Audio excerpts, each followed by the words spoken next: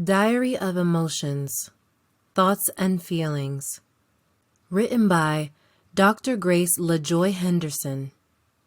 Narrated by Loida E. Figueroa for Dr. Grace LaJoy Henderson. Preface. In Diary of Emotions, I delve into the depths of my heart to give you a detailed account about my inner turmoil, as well as my mixed feelings about my mother. Having forgiven my mother a long time ago, I strive to make her happy while trying to protect my own heart and soul against the challenge that is a mother suffering from mental illness.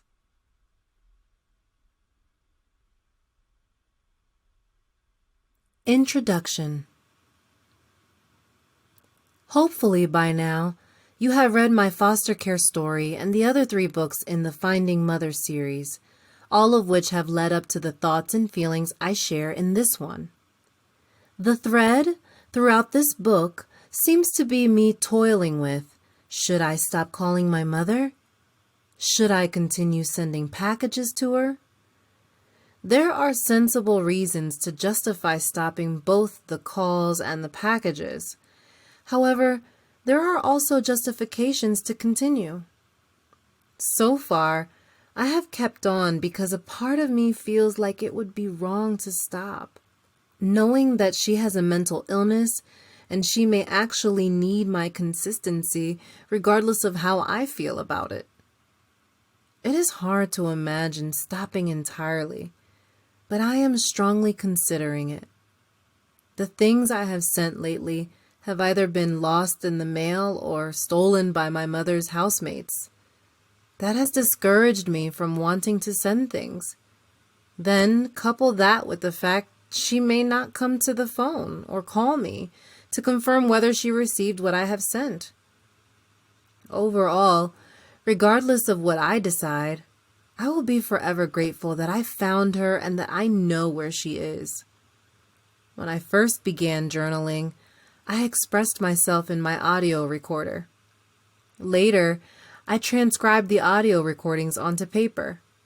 Then I carefully edited each one. The entries will reveal the way I went back and forth in my thoughts and feelings as I pondered everything I had learned since finding my mother. In order to keep my true intended tone of voice, this book may feature some improper grammar and sentence structure. Since this is a diary, I wanted to preserve the way I actually spoke and not remove it during the editing process. I believe readers will be interested in my thoughts and feelings because they will be able to understand, relate to, and analyze them.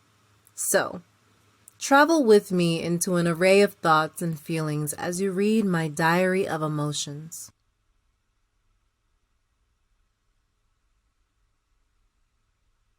After my second trip. When I returned home from the second trip to visit my mother, I kept in close contact with her counselor, Rashad. He and I talked about the release of information form that he had asked me to sign so that he would be able to talk openly with me about my mother. He calmed my concerns by explaining that he did not expect me to take any major responsibility for her. The form would just allow me to be able to call and learn how she is doing or if she needs anything. I finally decided to sign the paper. However, when I picked up the form to sign it, I realized it was not my signature he needed, but hers. She was the one who needed to grant permission for him to talk to me. I went ahead and signed it per his request.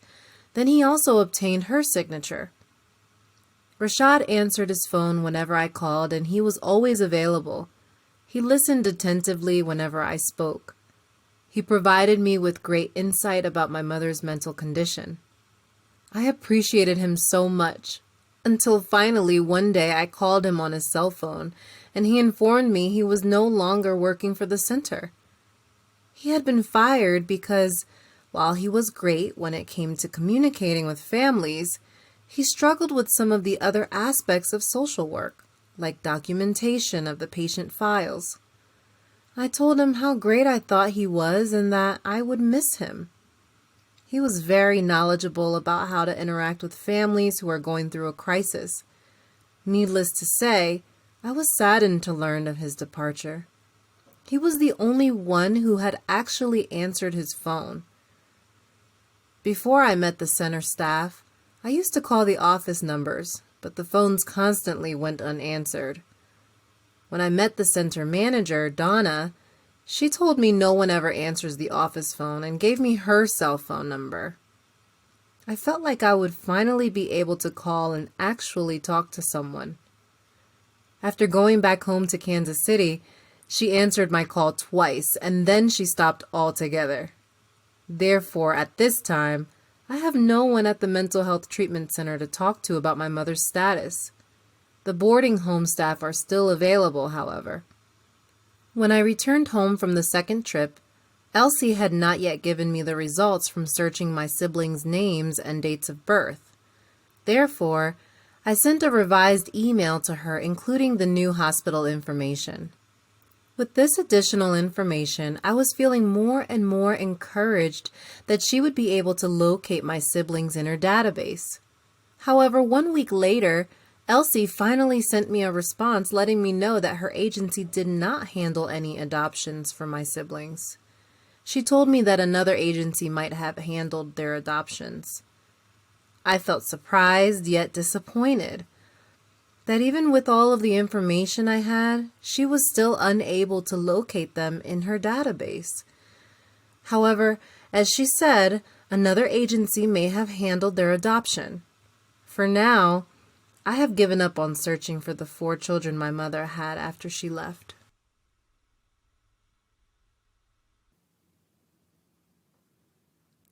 July 20th, 2018. It is weird that my mother can leave me, and I can still forgive her. Or have I really forgiven her? That is another issue, I guess. I feel like maybe I have forgiven her. Pretty much for years, I had totally forgiven her. I did not blame her for anything. However, now I have met her and it appears she actually did not want us. Seeing that she does not want to be with us, I feel like I should place some of the blame on her. I know she was not capable of raising us, but even knowing that, it still makes me want to accuse her of something. I feel like, how does a mother just abandon her children and not want to come be with them when they find her? Well, she has a mental illness and that is how she can do that. Still, it hurts that my mother has mental problems to the point where she does not want her children. Yet, she seems so alert, like she understands life. Her mental illness has been diagnosed so obviously it is real. Still, I do not know how to feel about her. I sent her some things, and I guess that is all I really want, is just to be able to send her some things when I feel like it. A part of me wants to do things for her all the time, to take care of her. It seems she sees me as like a friend, I guess. Or maybe she sees me as more than a friend. I do not know. It is hard to fathom how a mother could not want to be close to her children. Like if I do not call her, we do not talk. If I stopped calling her, I would never hear from her again, even though she has my phone number. Then again, it may be for the best.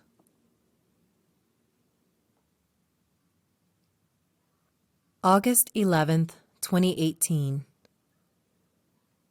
I called my mother today and she did not come to the phone. It has been a few weeks since the last time we talked, because I had been feeling like she would rather be to herself. In the past, it seemed like she wanted to say she did not feel like talking, but she never said it. She always came to the phone. This is the time when I least expected it, and this is when it finally happened. I just hope she's okay. Perhaps she has not been taking her medication, and that could be why she did not want to converse with anybody. That would be my only concern, because she always acts like she wants to talk when I call her. She may just be more comfortable not communicating with anybody since she has been on her own for so long. I have always suspected that, but every time I called, it seemed like she was happy to speak with me, happy that I called. So I did not want to not call her and leave her wondering, why isn't anybody calling me? However, if she does not really care to hear from anybody, then I'm okay with not calling her. The last time I called, she came to the phone. She was saying she had to get off the phone for some reason, which was unclear. However, a couple of moments later she said, "I enjoy it when you call."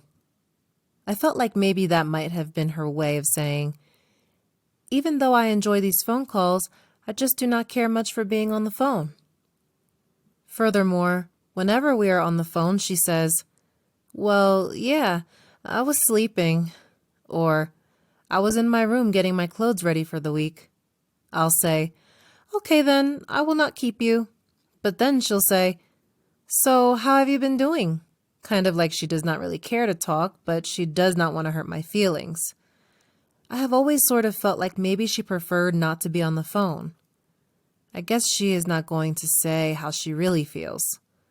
She is not going to tell me she does not want to talk to me because we found her after almost 50 years. Like, how do you tell your daughter, "I really do not need to talk to you"? It would be okay if she said that to me because it would help me. And that way, I would not call because I would understand where she is coming from and how she feels. That way, we would have an understanding, as opposed to just acting it out. I just did not want her to feel like nobody was calling her. I'm okay with not calling her, considering I do not know her that well, and there is not really anything I need from a mother. The only thing I really needed was to hear her tell me why she left in her own words. I needed to know if she wanted to move to Kansas City. I got the answers I desired, so technically there is nothing else I need. It would be nice if she were a mother who I could talk to about things. If I could tell her what I am going through with my sister, who also has a mental illness, and she could say, "Yeah, well, this is what worked for me, and this is what you could do for her." I just wish I could talk to her about some things, but I know that she is on medication and trying to deal with her own inner emotions, thoughts, and feelings, and trying to keep from cussing people out when they do stuff to her. She is just not capable of doing anything for anyone. For instance, when Erica and I were visiting with her, she said, "That is just somebody else wanting something from me." I do not remember why she made that statement, but it made me feel like she feels people just want things from her. And I think the bottom line is, she's just not able to give anything. It does feel nice to talk with her when she shares what is on her mind. I do not necessarily need that because I have been without her for so long. Even though I know where she is, I also know she is not able to have the kind of relationship with me that I would want from a mother. I guess a part of me wants to support her in a bigger way. But when I call her and she says she does not feel like talking to anyone, well then, I feel like I should just let her have her life, you know? Why should I force anything if she is happy with her life? I would like to send her something, but only on special occasions, not like a long-standing relationship. Maybe not talk to her every other week or so, but only if it's like Christmas, Mother's Day, or her birthday, just to acknowledge her. It is kind of cool knowing where she is and knowing that she is okay, finally, after all these years, and having a sincere understanding that she is just not able to be a mother. I realize there is a lot I still do not know about her, yet I feel a sense of responsibility for her just because she gave birth to me. However, she left me in the hospital and my dad had to take me home. That makes me question my sense of responsibility. However, I do not foresee it vanishing because I intend to send her some things soon. Maybe some pants, maybe a winter coat. She could probably use some long socks, especially with the winter months coming up. Maybe a sweater or two. Maybe a turban to wear on her head. I think she would appreciate it. But I also think she is content, even if I do not send her things. I do not know whether I should send her a coat. She mentioned wanting to have a coat with some pockets on the inside. However, I know that she has the means to keep warm because it was cold outside when we were there, and she was wearing that leather coat and black hat, and she had on her little tennis shoes. She was warm and her needs were met. I do not know if she would wear the turban, but you never know. The turban might be too much for her. She might think, this is too flashy. However, I think she would be okay with some socks. I will probably send her some socks. Maybe some undershirts and maybe a few dollars. She might like a new hat, since she always wears that black one. I may get her some boots for her birthday or Christmas. That would be nice. I think she would like them. They would be comfortable, and I think she would enjoy them for the winter. Well, that is all. I just wanted to talk about my mother for a few minutes, because I just called her, and finally, she said she does not feel like talking to anybody. I have always expected that, but when it finally happened, it made me feel sad. I just needed to vent about it.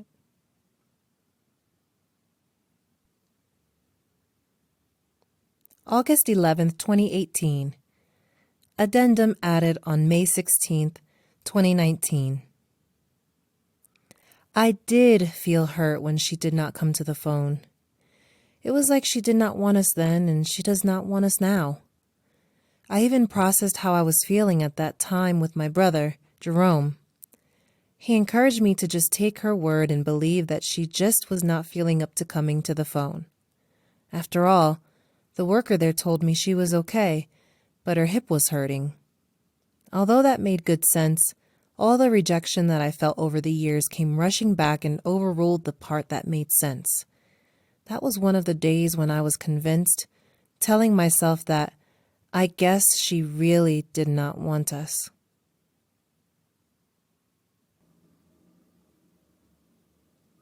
August 12, 2018. Just thinking about my mother, and a part of me says that it is cool if she does not want to be with us.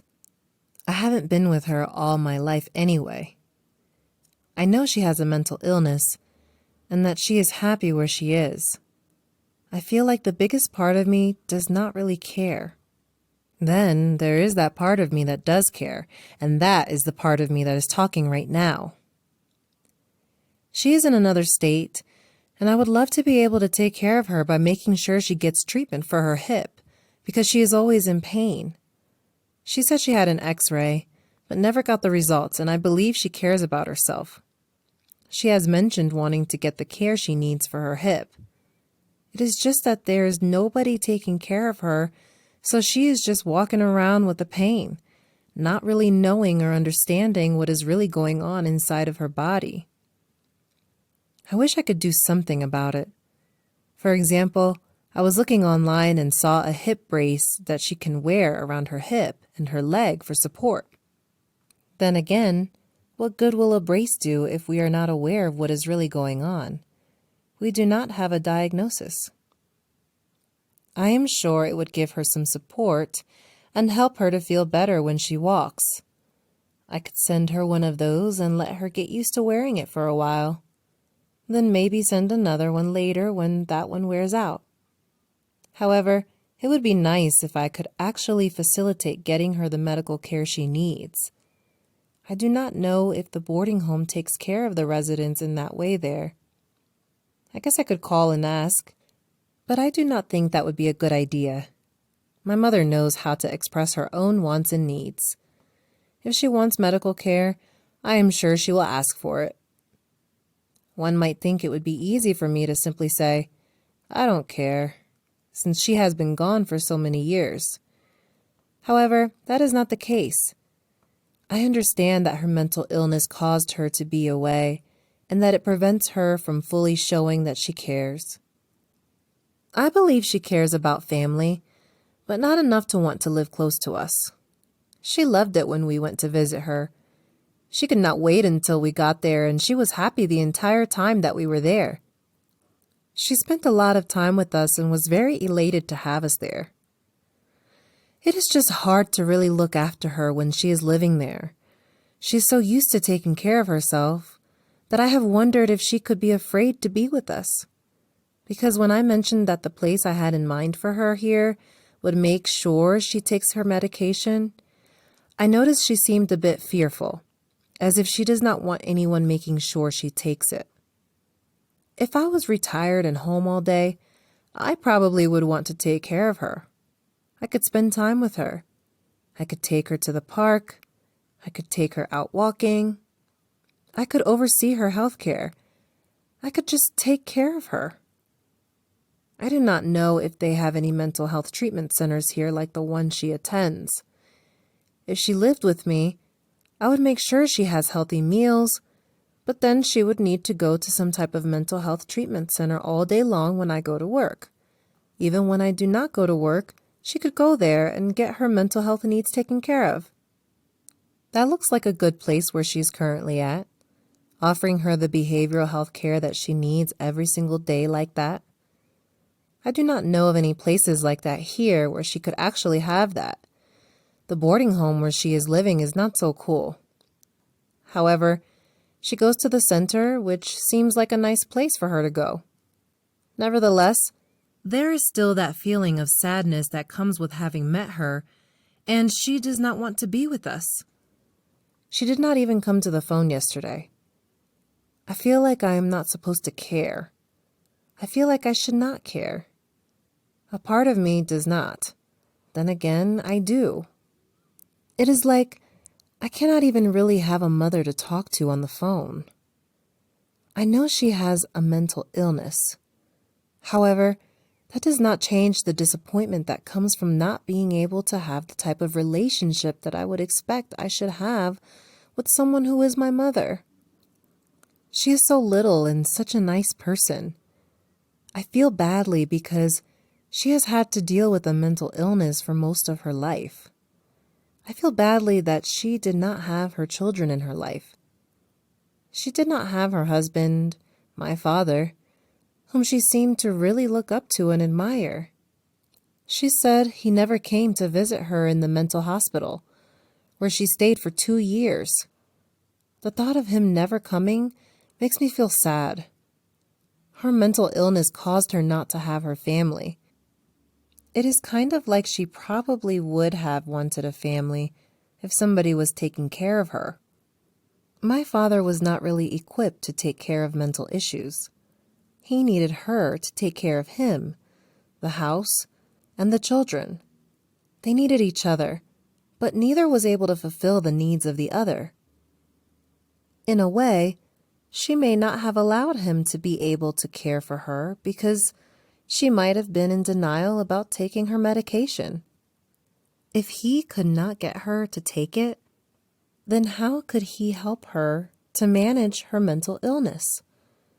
I have seen how my sister is, and sometimes you cannot really control a person who has a mental illness.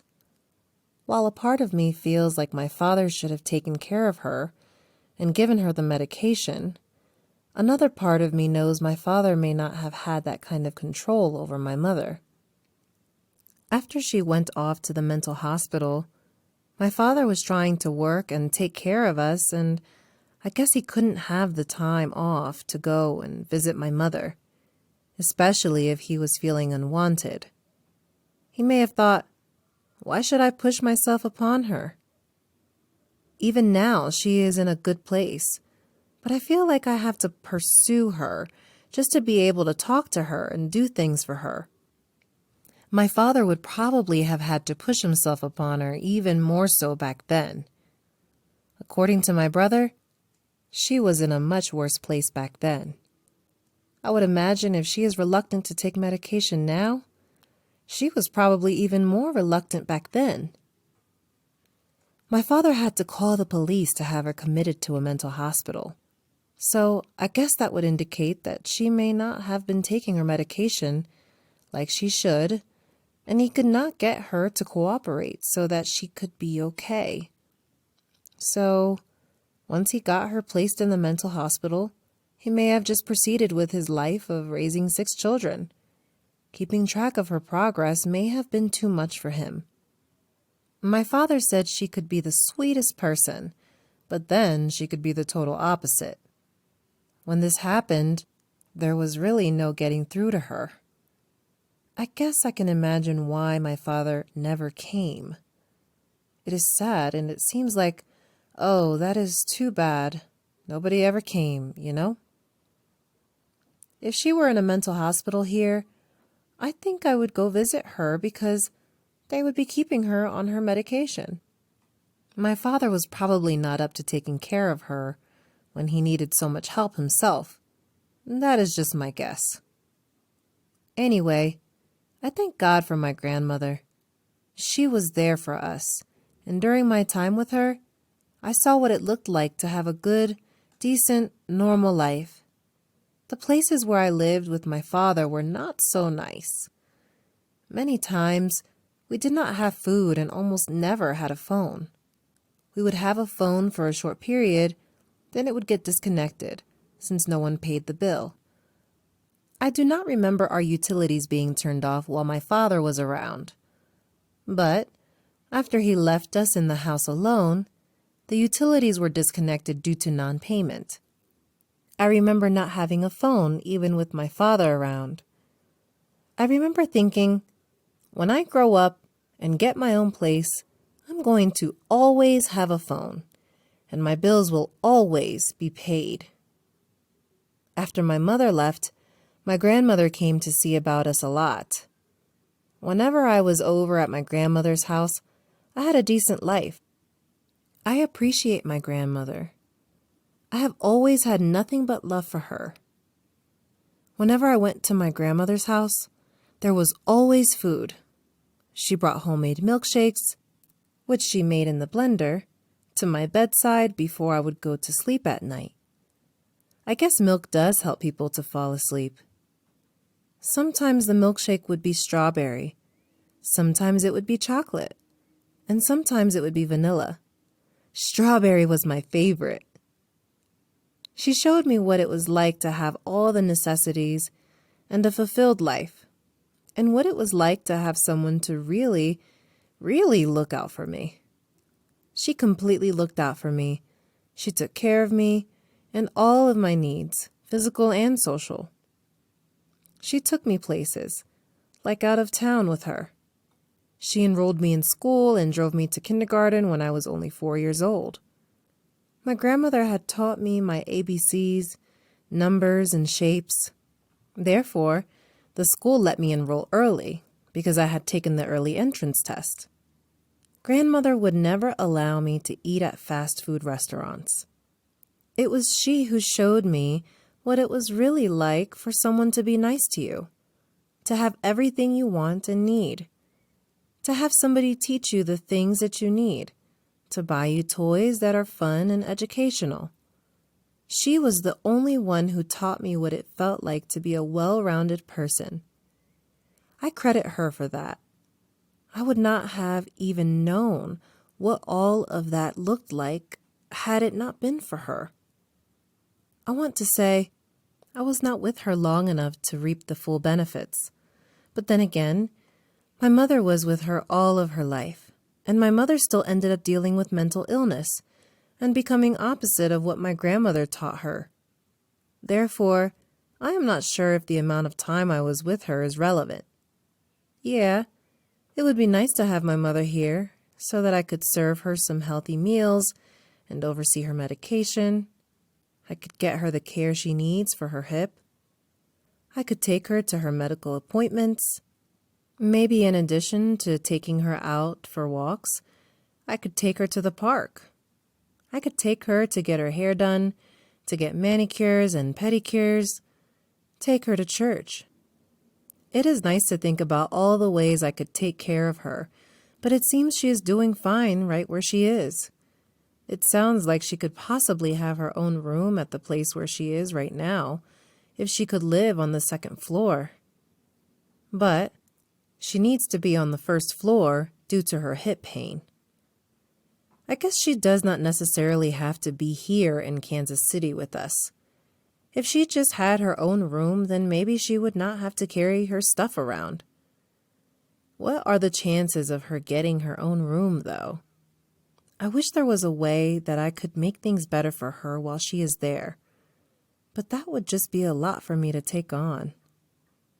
Maybe I will just go ahead and send her the hip brace. I do not know if that will work for her or not. I wish she knew what was going on in her hip area. It could be arthritis and she could possibly need surgery. It could be just a matter of physical therapy and she could be all better. I guess she needs to find out the results of the x-ray that she had. If she only needs physical therapy, then the brace may actually be helpful. Anyway, enough of that. I do not know if I want to initiate taking on responsibility for her, especially since she has not requested it. Also, since she does not want to be with us, and since she does not really care to come to the phone when I call. Anyway, that is all I need to say for now.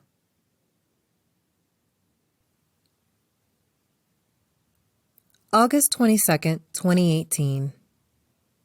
I would really be happy to learn more about my mother's life story. I was reading my foster care story, A Gifted Child in Foster Care, for the first time since finding my mother. As I read the book, I was just kind of reminiscing on how I felt as I wrote that story, compared to how I feel now after meeting my mother. I was reading some of the things I wrote about her, the things I remember when I was only 2, and then thinking about her now and trying to imagine her actually doing those things that I remember. I even wrote a part in the book about never being able to find her and finally giving up, because I really had given up. I truly did not think I would be able to find her at the time that I wrote my foster care story. Finding her has just put a completely different view on the situation. I have peace, contentment, and comfort, and I feel empowered. All of those things just for finding her and seeing who she really is, and getting a good look for myself at her mental illness that she had before she left, that I did not even recognize back then. For example, in my foster care story, I did not know why she seemed so slow and told me that I had to take a bath before I could have those cookies that she made. But then it seemed like she did not even care or have any motivation to make sure I got any of the cookies. I mean, she did not put any aside for me, and she gave me my bath so slow, and she left all the cookies with all of the other children. She did not seem to have any understanding that I probably was not going to get any of those cookies, even though she told me I could have some after I took my bath. Seeing her now helps me to understand that. It is like, okay, now I see. But at the time, it just did not make sense to me why I missed out on those cookies. I still cannot believe that woman is my mother. However, like I said, I want to learn more about her life story. I would like to put the pieces together and learn about her life as a little girl. Like, when did she realize she had mental illness? I would really like to know her story. The question is, will I be able to get the pieces that I need in order to know her story? Will she talk to me? Is she able to open up to me? Because when it comes to things that are stressful and things about her life, she closes up and she does not like to talk about it. Then again, maybe her life has not been as stressful as I may think. She said she was married for 2 years after she left us, and I am wondering what happened after that. She still has that man's last name. Did they just leave each other but stayed married? Did she get a divorce and keep his name? Did he remarry? Did he have more kids? I would really like to know more. I mean, she just might open up. It may be therapeutic for her to talk more about her life. She may get a sense of peace from talking about it. I would like to learn more about her story from a little girl until adulthood, including from the time she left us until where she is today. I know some things, but there is so much that is still missing.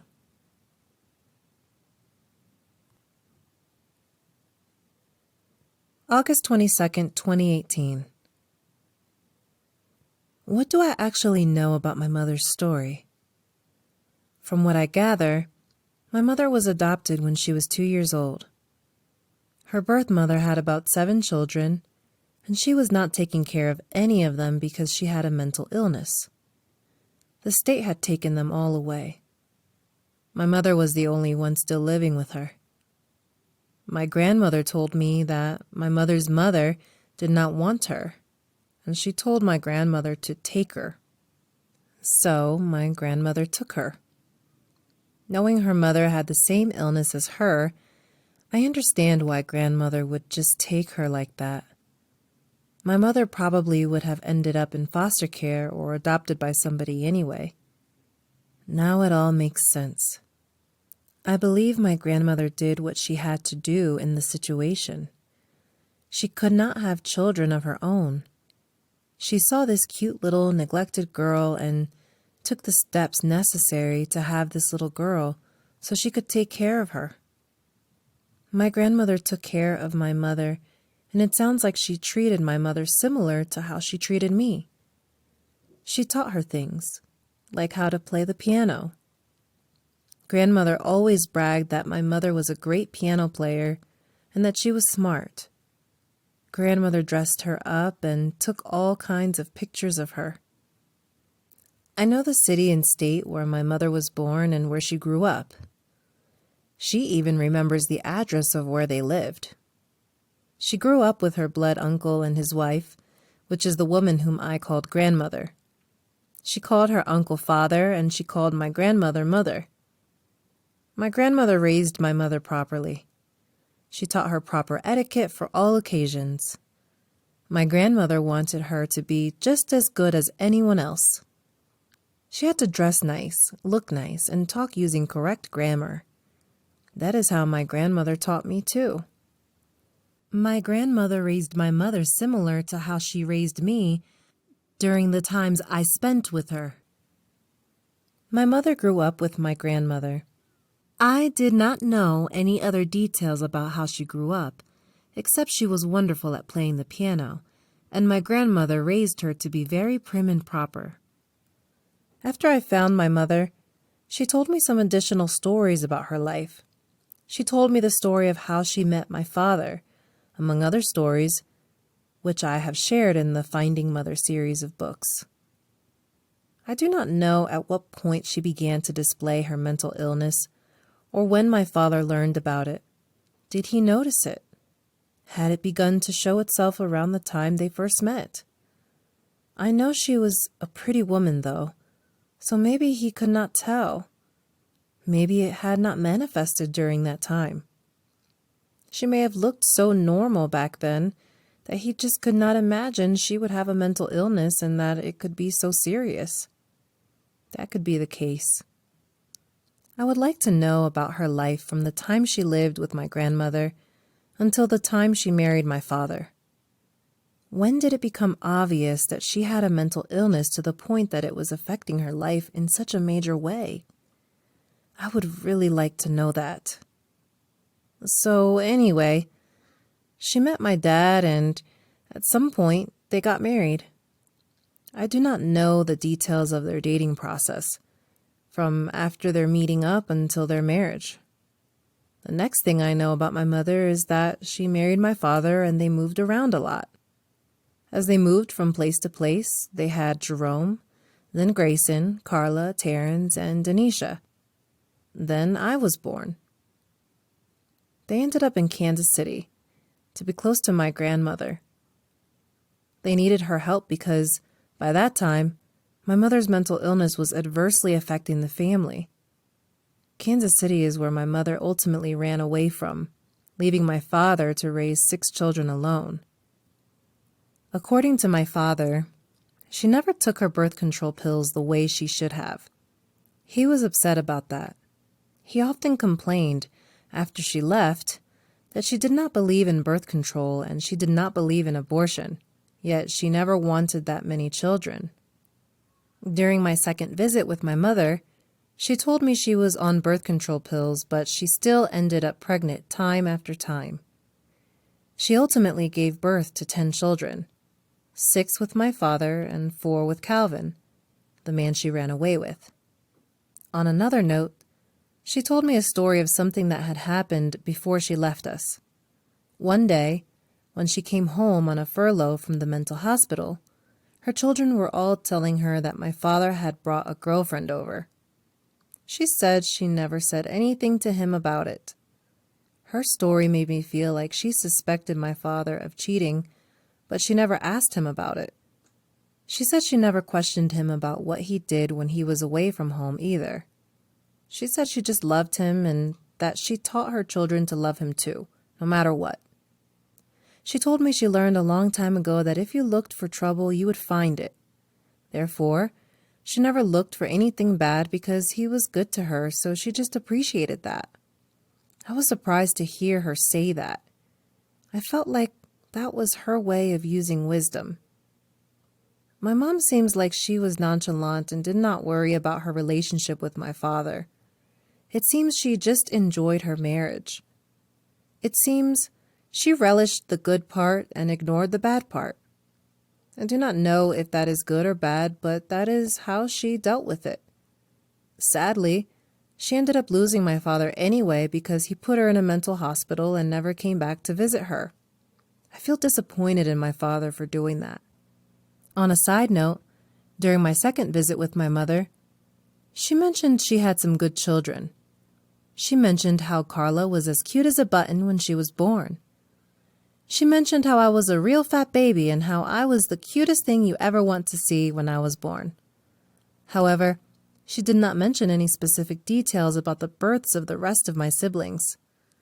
I am curious about the details, including her thoughts and feelings surrounding their births. It is my understanding that Denisha and I would have ended up in foster care or adopted if my father had not been there to take us home from the hospital. Perhaps I could learn more about my siblings' births, as well as other aspects of my mother's life, if she and I could have more conversations.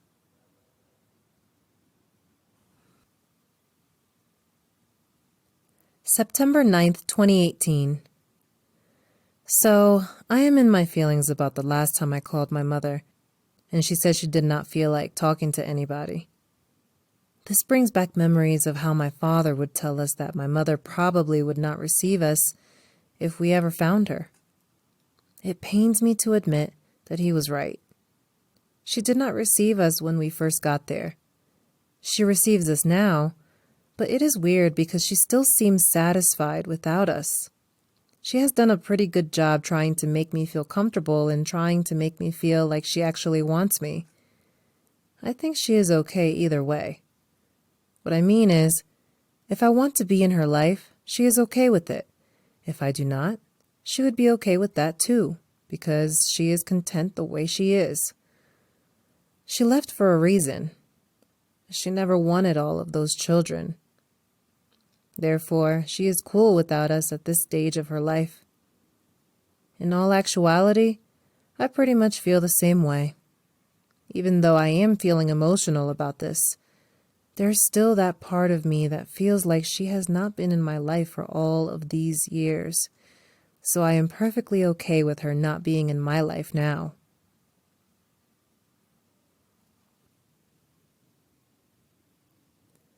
September 12th, 2018. I am remembering how my mother told me that she volunteered in the children's nursery at the church we used to go to before she abandoned us. For years, I had been sharing a story of how she would come to pick me up from the nursery and brag to the people there about how smart I was. After I reunited with her, I told her I remembered that story and she confirmed that she actually volunteered in the children's nursery. So she was not merely picking me up. All of those years when I thought she was picking me up from the nursery, she was actually in there with me because she was volunteering.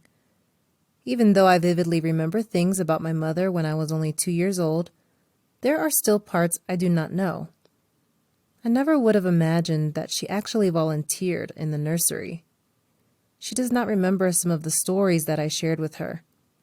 She actually did not even remember the story of bragging about me to the nursery workers. She just remembered that she volunteered in the nursery. When I asked her if she remembered walking me around to the convenience store and buying me mothballs candy, she did not remember that. She did not remember walking me to the store at all. I told her I remembered her laying in the grass in the backyard crying, afraid of being taken away. She did not really respond to that, probably because it was a hurtful moment, and she preferred to talk about things that felt good to her. She has a way of blocking out negative things and only thinking about good and positive things. That seems to be her way of coping with potentially hurtful things in her life. It is interesting for me to learn her side of some of the memories I have carried around with me for so many years. I am also thinking about how my mother mentioned wanting to have a coat with pockets on the inside so that she can hide her stuff. That makes sense since she has been robbed. She also mentioned wanting a cell phone and being able to hide it inside of the coat pockets. She probably would hide it and take good care of it. However, I am still afraid she might lose it, or somebody in the boarding home may steal it while she is asleep or something, because they would know she has it. I am also concerned about her learning how to use it, because it is not the same as using a regular phone. I do not know if she has ever had one before, or if she knows anything about how one works. I know that she would really like to have one. However, I do not know if it is a good idea for me to buy her one. She may be better off obtaining a cell phone from one of those places that provide free cell phones for people who are on a fixed income. Sometimes those places will provide a phone with a certain number of free minutes per month. That could be an option for her to get started with having a phone, since it is free and we could see how she does with it. I am sure she does not need too many minutes per month anyway. Now I know for sure that the boarding home will let her call her family long distance from there if she wants to. She just chooses not to. I do not know if they would make a big deal out of it if she did it too much. They probably would. How do you tell a mentally ill resident they cannot call their family? How do you tell an elderly woman who has lived there for over 15 years she cannot call her family, especially when all of her income goes to that place? Well, anyway, it would be nice if she had her own room in that place. Then I would probably send her a nice mattress, maybe even a nice comfortable chair.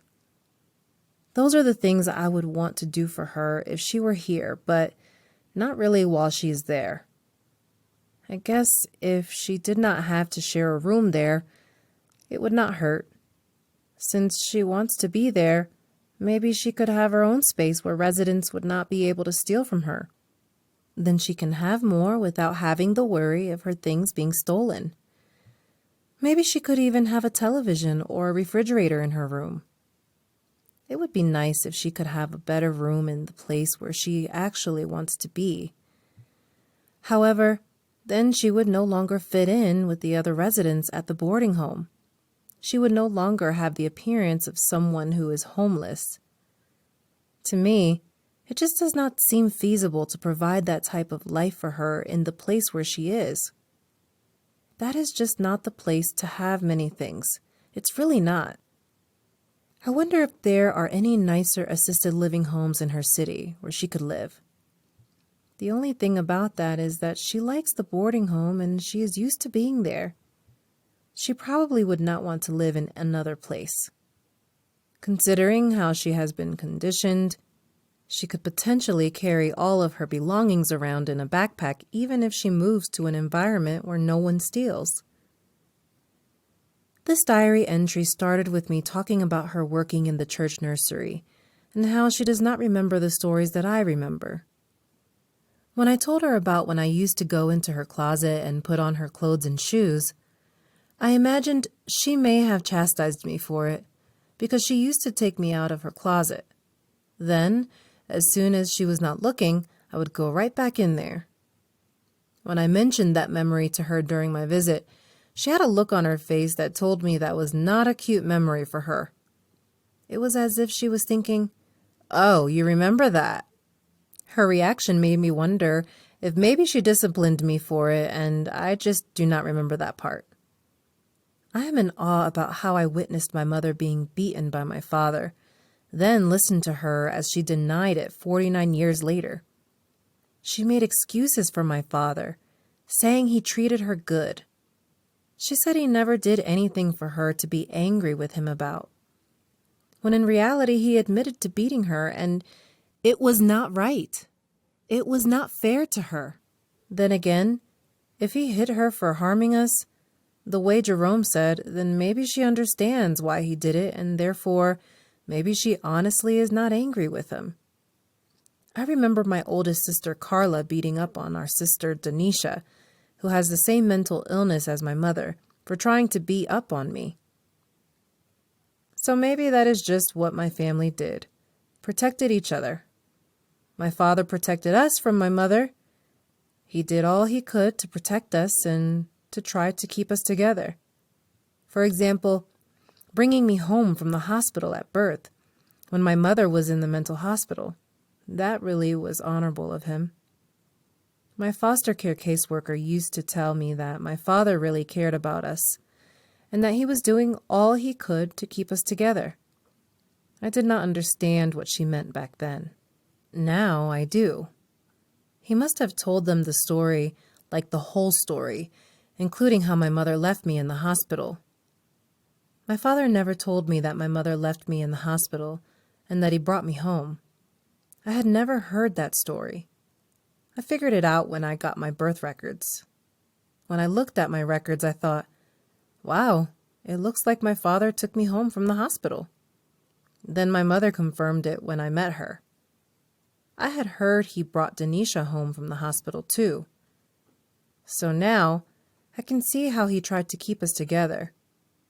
I used to wonder how he could have possibly been trying to keep us together if he left us in that house alone, and we ended up in foster care. But now, I am able to look beyond the fact that he put his big old hands on my little bitty mother and recognize his sincere efforts to do what he thought was best for his children.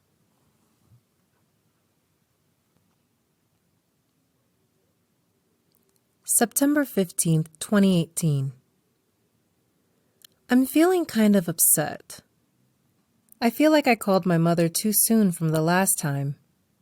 The last time I called was to let her know I had sent her a package and to tell her to expect it last Thursday. She said she was going to call me Thursday to let me know she received it. She did not call me. I ended up calling her again today just to confirm the package had arrived. I really did not want to speak to her, but the boarding home worker called her to the phone. I did not want to overwhelm her by the frequency of my calls. She did not call me Thursday, but I called her today because I really wanted to know if the package got there okay. To my dismay, the worker went to get her, then came back to the phone and told me she was not coming to the phone. I said okay, and we hung up. A couple of minutes later, I decided to call back to find out why she was not coming to the phone, and another worker answered. It was April, and she exclaimed, "She needs to come to the phone." After she had confirmed that I was the daughter who was sending her the package, she sounded infuriated. Most families of the people here don't care anything about them. I am going to go get her because she needs to come to the phone. After a few moments of silence, where April went to get Mother, she came back and explained that my mother could not come because her hip was hurting, but otherwise she was okay. A part of me wondered if my mother might be using that as an excuse. However, I know that her hip is always hurting.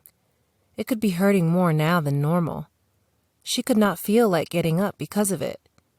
That could very well be the case, I guess. I remember when we wanted to take her out for dinner and she was concerned about hopping into the restaurant.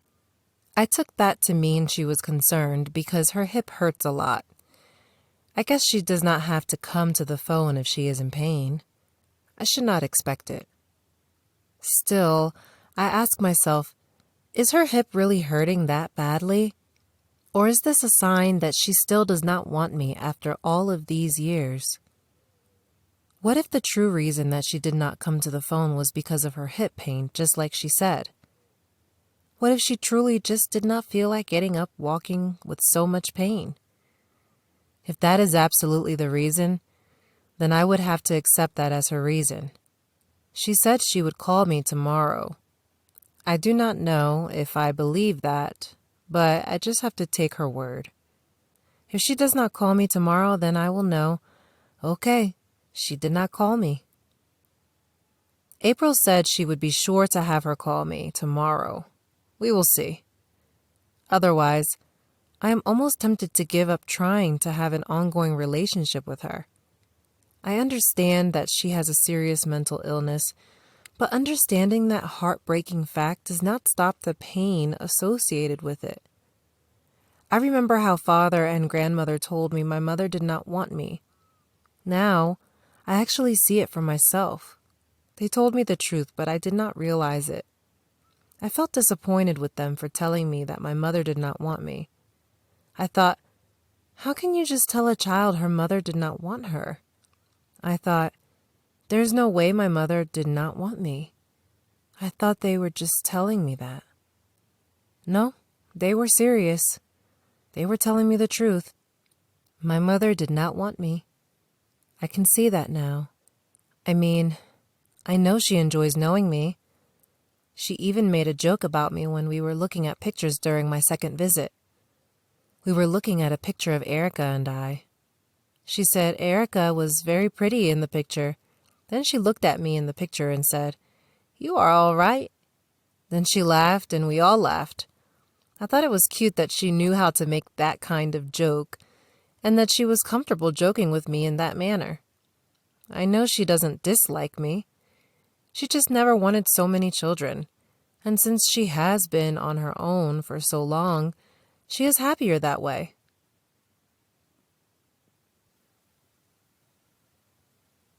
September 16th, 2018. I am just lying here on my bed before I fall asleep, contemplating how my mother did not come to the phone when I called yesterday. I had talked to her and told her I sent her a package. She told me she was going to call me when it arrived on Thursday and let me know that she got it. She did not do that. Then I called her to confirm whether or not it was delivered, and she did not come to the phone.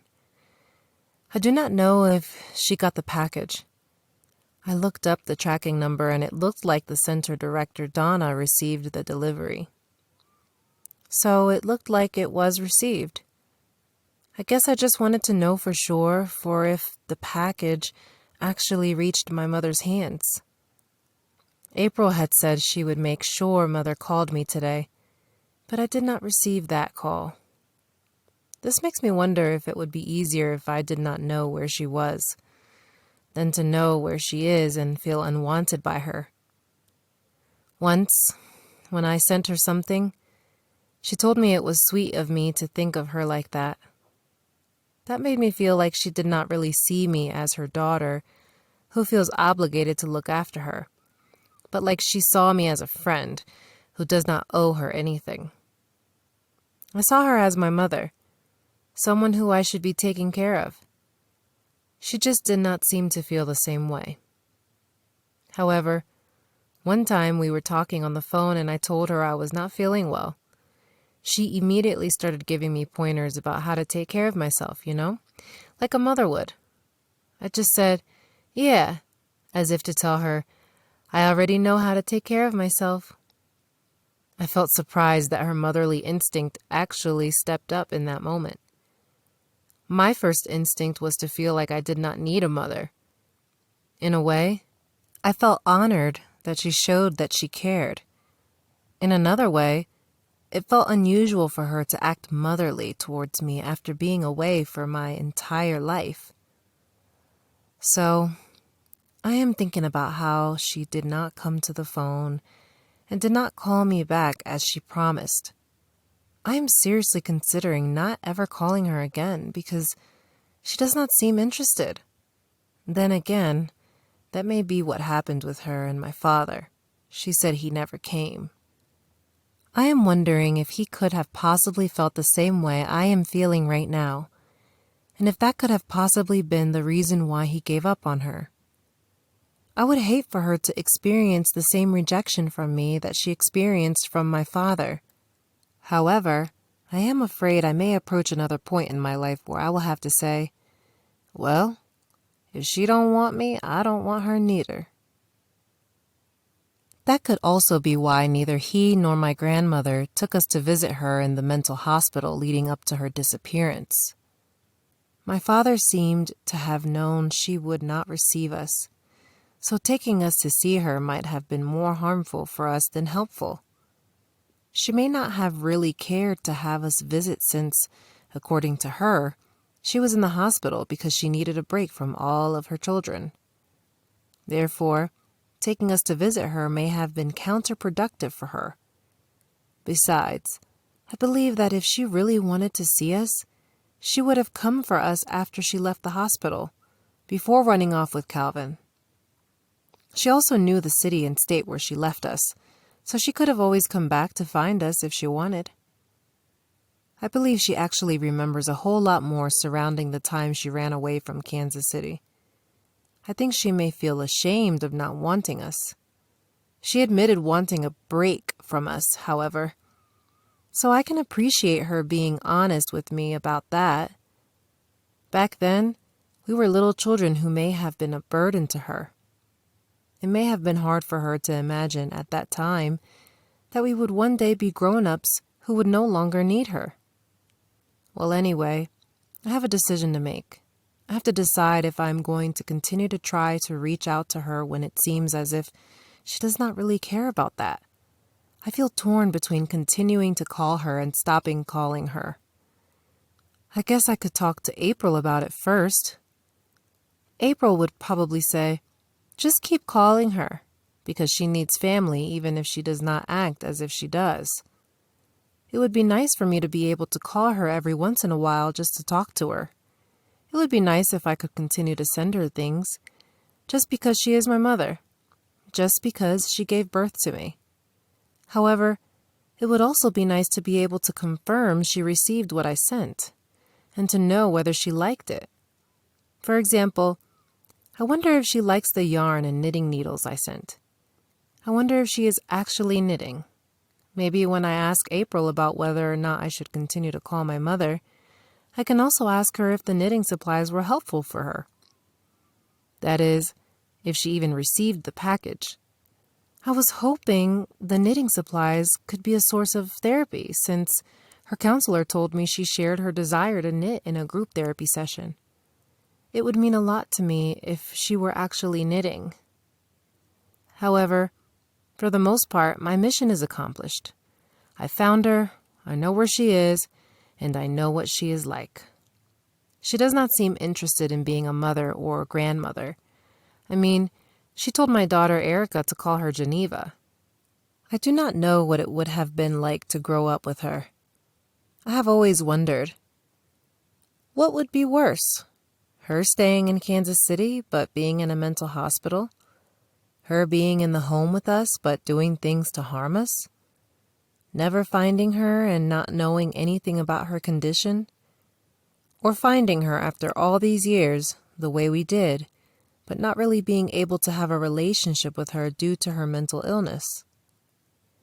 I guess my choice would be to know her, but I realize I am not going to have a mother in the way that I would like to.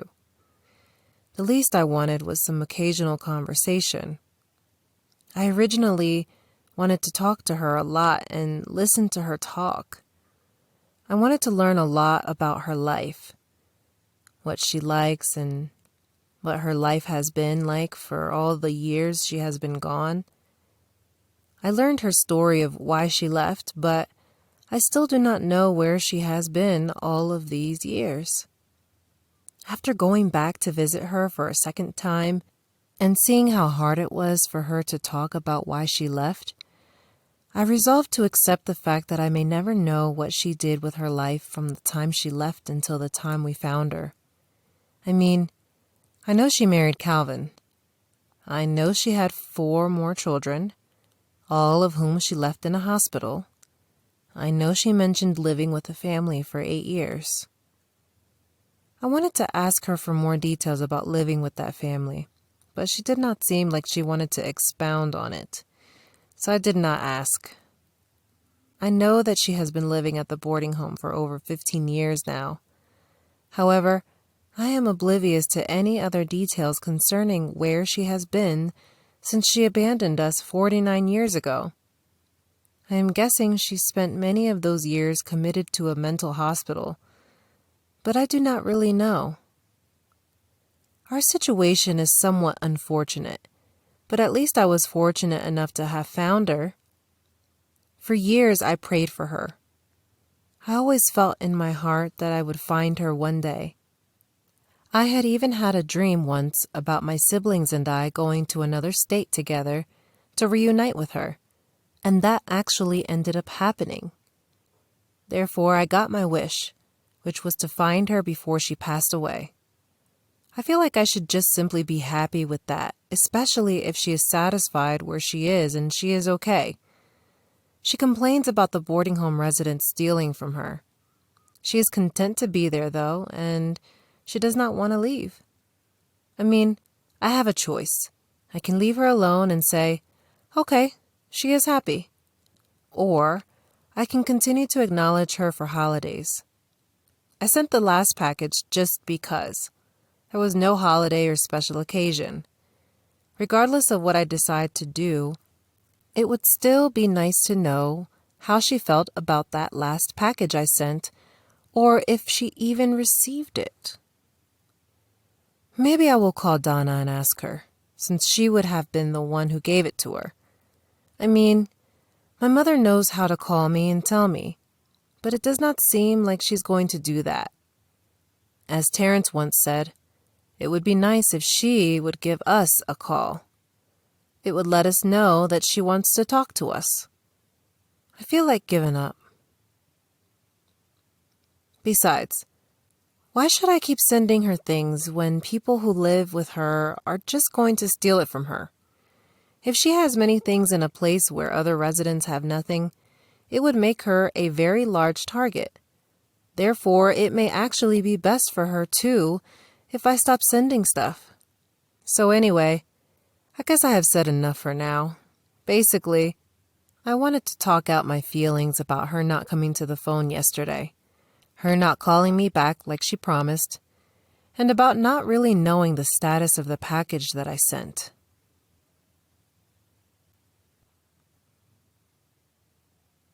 September 17th, 2018.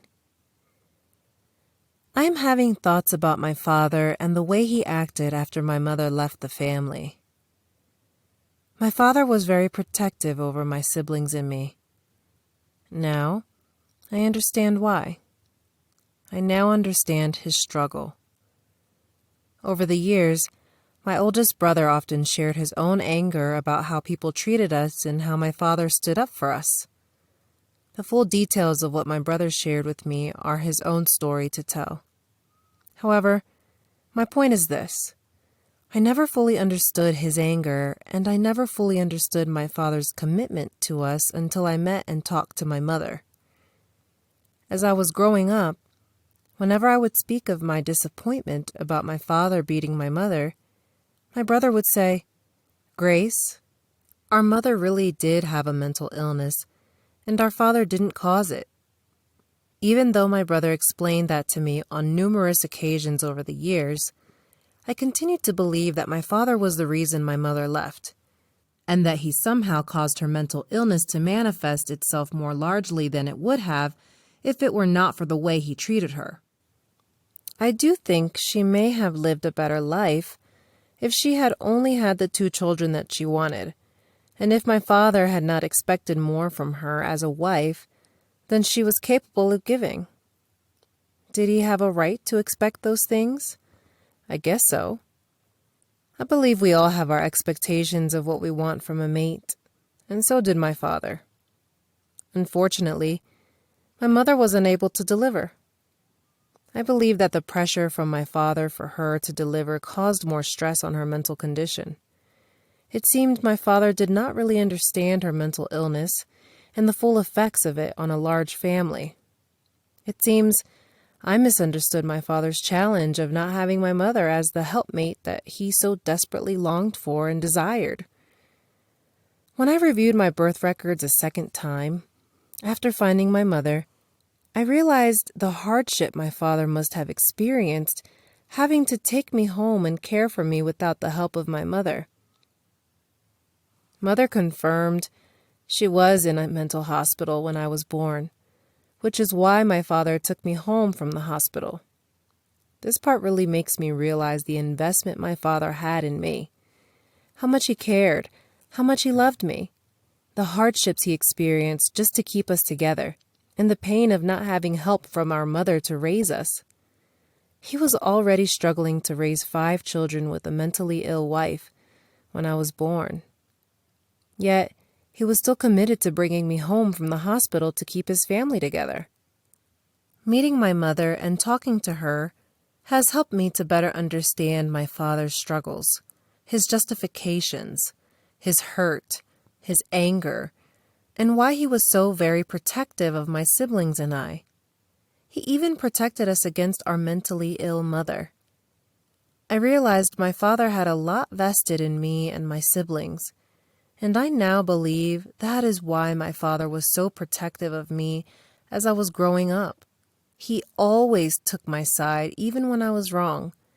If an outsider came knocking on our door to tell him of something I did wrong, he would tell them they needed to be focusing on their own children instead of telling him about his. I would never get in trouble when outsiders would snitch on me. However, in my heart, I would feel lucky that my father became angry with them instead of punishing me for what they said I had done, and I would be sure, within myself, to do better next time. I am considering what my father must have went through with my mother while trying to raise 6 children. Before meeting her and talking with her, I had always blamed him for her leaving. I understand now. I realized what he went through with our mother. I thought he was just making excuses when he was talking badly about her, saying how she had mental illness, that she never did anything for us, saying she did not want us, and mocking her for saying, "One day, I'm going to go far, far away." Furthermore, how he was afraid that she would not receive us if we ever found her. I had always thought he was just angry. Even though he may have actually been angry in part, I now understand his plight. When he would say he had to knock some sense into her, I did not understand that. Now I do. I'm not saying I agree with him hitting her, but I understand his thought process now. It is weird because he never physically abused my siblings or me, but somehow he thought his beatings would cause her to act the way he wanted her to. He thought that she just needed a good whooping. I guess he thought she was kind of like a child, and that if he just gave her a good whooping, that she would do better. Obviously, that did not work. After meeting and talking with her, it appears she may have understood his actions because she said he treated her nice. So maybe he talked with her about it before and after. Maybe she understood that he was hitting her because she had harmed one of us. I have reason to believe he may have also beat her when she did not have dinner ready, and the house was dirty when he came home from work. That is just something I was told. I do not specifically remember that, so it is only hearsay. However, I do remember him complaining about her being home all day and not cooking, cleaning, or even getting dressed. I just do not remember if he actually beat her for it. Nevertheless, I now understand how my father must have felt to have a wife who had a mental illness, who was not able to be a mother, who was unable to do anything for the children, and who did not even want that many children. I wonder if my mother ever imagined that the day would arrive that we would come to reunite with her. Well, that day came, and I am thankful because she finally received us after our very long trip. We had sacrificed way too much to go there to reunite with her, for her to proclaim she did not know who we were. After she finally accepted us, she said she loves family. I guess a part of her wants family, but a part of her has become satisfied with not having us. The fact that she does not want to come live closer, and the fact that she never initiates phone calls to us, reminds me of how she did not want us back then. It makes me feel like she still does not want us now. She may or may not feel that way, but that is how I feel. However, I am still not sure if the words, "Your mother does not want you," were the best thing for my father and grandmother to say to me as a 2-year-old child, even if it may have been the truth. Perhaps something like, "Your mother has a mental illness. She does not know how to love you, and she is not able to take care of you," would have been a better way to tell me. Either way, I would have felt hurt, so I am not sure if a different wording would have decreased the rejection I felt for most of my life. Now that I truly understand my father did not in any way cause my mother's mental illness, I am guessing it is simply hereditary because her birth mother had a mental illness. One of my sisters has the exact same mental illness too. My father never told my sister she had an illness, and he never sought treatment for her. He just always treated her as if she was very special. I believe he thought he could just be nice to her and she would be okay. His plan did not work. The last time I saw my sister, she was in denial about having a diagnosed mental illness. Therefore, she was not taking any medication to relieve her very serious symptoms. My feelings still remain mixed. Should I call my mother again? Should I just leave her be? Is she pushing me away because she really wants me to go away? Would she push me away, then be sad that I am gone? If I go away, would she feel hurt like nobody cares? Would it be better for her if I were not pursuing a relationship with her? I feel she has been very gracious to us. After all, the only things we ever wanted was to be nice to her, to love her, and take care of her if she would allow it. On another note, I still want to know what her life was like before she ended up living there. Did she meet other men after her 2-year marriage ended with Calvin? Had she been homeless on the streets? Had she been locked away in a mental hospital? What happened after those 2 years? I wish I could ask her. However, things that happened after she left seem to be the things that she is most uncomfortable talking about. The good thing about her is that she tries to hold on to all the good memories, like the way she stared at the picture of herself standing outside of her childhood home. I am guessing that picture reminded her of the good old days when her life was pleasant. She shies away from talking about hurtful memories. While finding her has helped me to know more about her than I did before, I still wish I could know more. She seemed to avoid talking too much about Calvin, the man who she ran away with. She said he had family out of town. He, too, had a mental illness, but it seems she trusted him to provide for her. I guess if she had stayed with us, she would have been expected to be a wife and a mother, and she did not know how. She would have had to be someone who she was not capable of being. I believe she saw us, her children, as stressors, burdens. We represented something that caused her grief, something from which she needed to get away. So, I felt a little bit jealous during my second visit with her. I was sitting in the living room at the boarding home, talking with my mother. One of the boarding home workers walked into the living room with her son. He looked to be around 10 or 11 years old. She walked him over to my mother.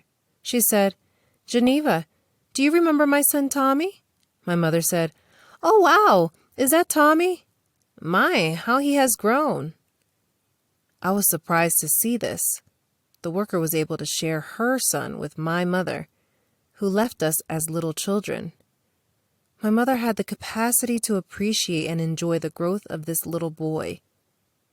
It really made me feel some kind of a way that this worker knew my mother would be happy to see her son.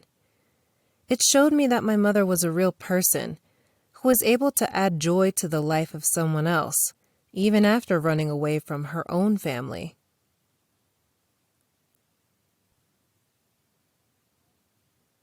September 30th, 2018. Taking a moment to appreciate some of the things my brother Jerome shared with me about our mother.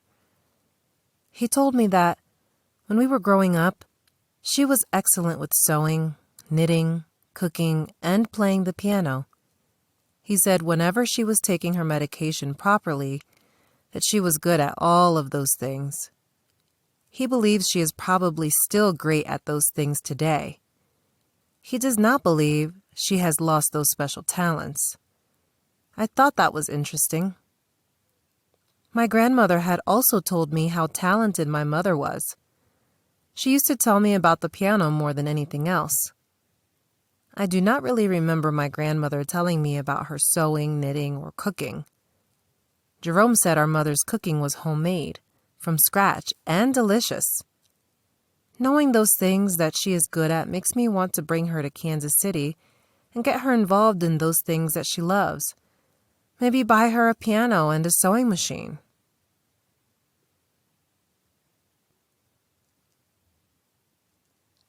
October 5th, 2018.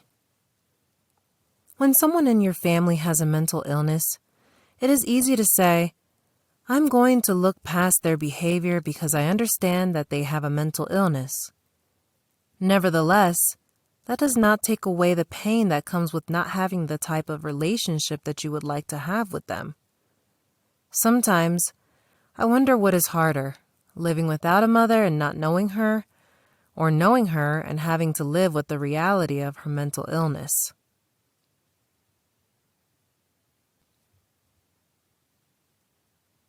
October 6th, 2018. Before I found my mother, I used to think about how horrible it was for me that my mother left and I never knew where she was, and that I did not have a mother. I used to wonder, why do I have to go through this heart-wrenching situation? Why me? Why did this happen to me of all people? It just did not seem real that this happened to me. I felt like my mother was not supposed to leave me, that these types of things only happen to other people and not me. Sometimes I wonder how my life would have been had I grown up knowing her. What if she would have remained in the mental hospital in Kansas City and I would have been able to visit her periodically? I believe it may have still been hard not having her at home. I would have likely felt responsible for her, starting at a very young age. Therefore, I think it is better for me that she was out of my life completely. It gave me a chance to have a more normal childhood. Even still to this day, I sometimes find myself wondering why my mother left me. Why I had to grow up not having a mother. Why I still do not have a mother even though I have found her. On another note, when she was home, my father could no longer leave us alone with her. She told me how at one time he would often go out of town for work, leaving her alone with us. That reminded me of the time when he left my siblings and I in that house alone so that he could go work in Florida, and we ended up being taken into foster care. I realize now that was not his first time leaving his family in that manner. In reality, he had stopped traveling for 5 years, when I was ages 2 through 7, to stay with us and to try to keep us together. However, that was the first time he left us completely alone, without an adult being in the home with us, so I am guessing he could not contain his travel bug any longer. On yet another note, I feel disappointed and heartbroken that even though I found my mother, I still do not really have a mother. I believe my brothers realized that immediately, but it took me some time to understand it. I always imagined that she wanted us back then, and that maybe she tried to take us with her. I sometimes envisioned my father telling her, You are not taking my children anywhere," causing her to leave without us. Then I would wonder, well, if she wanted us, then why hasn't she tried to find us? I even imagined that if we ever found her, she would tell us her story and it would sound something like this. "Yeah, I did want you all. I tried to take you all with me, but your father would not let me." Her story was nothing like that. Her intention was to leave all of us with our father and never have to worry about us again. The good thing, the great thing, the wonderful thing, the blessing is that I was able to find her, to see her, and now my longing has been satisfied. When I first found her, I was ready to bring her to Kansas City and take care of her without thinking twice about it. Later, when it seemed she was not being clear about whether or not she wanted to come, I began to think about it. I thought about how, if she were to come, I would be taking care of someone who I do not really know, someone who did not even want me when I was a little girl. I thought that if she does not want to come, then that would free me from a potentially challenging experience. Had she agreed to come be with us, I would be taking care of a woman who did not raise me and who was not with me all of my life. Ironically, however, if she were to call today and say, "I want to come," I would surely begin making arrangements because she is still my mother. So, if she actually wants to be with us, I would be happy to have her. My brothers and I promised her that if she ever decided to come, just let us know and we would make it happen. So we would keep our promise. In reality, she does not want to come, so I often remind myself that she is in a good place. All of her basic needs are being met. If we had never found her, she would have been okay. I wanted her here with us just in case something serious happened to her. Then she would be close enough for all of us to be able to help her. If something serious happens to her while she is there, they may just have to take care of it the way they would if we had not found her. I am grateful to have found her, to have met her, to see what she is like, to have pictures with her, to be able to do some things for her, to have a better understanding of her mental illness and why she left. I am happy to know she is in a stable place where she has been long term, and she is not living on the streets. I can rest in the fact that this situation is the best it can be. Now, I am thinking about how my mother did not keep her promise to call me after I sent the package to her. I know she is very aware of dates, days, and times, and she remembers things very well. Like when Erica and I were scheduled to visit her, she kept asking, "Are you and Erica still coming on June 7th? Then she would say, "You know, Mother's Day is coming up on May 13th. And then if I called her on a holiday, she would ask, "Are you having a good 4th of July? Did you spend time with your daughter?" Like when Erica and I were there and we came to get her for dinner earlier than she expected, she said, "You all came early." In addition, she gets up in the morning, gets ready for the center, and arrives to the bus on time. She knows times and days very well. Therefore, she knows that she said she was going to call me when she got the package, and she knows that she did not do it. After I ended up calling her, she said she would call me back the next day. She did not. When she failed to keep her promises to call me back, I was thinking that maybe her mental illness caused her to forget. In reality, I find it hard to believe that she forgets, which causes me to wonder why she did not call. That is why I am considering if it would be best for me to simply back away. To think all my life I had imagined finding my mother and taking care of her.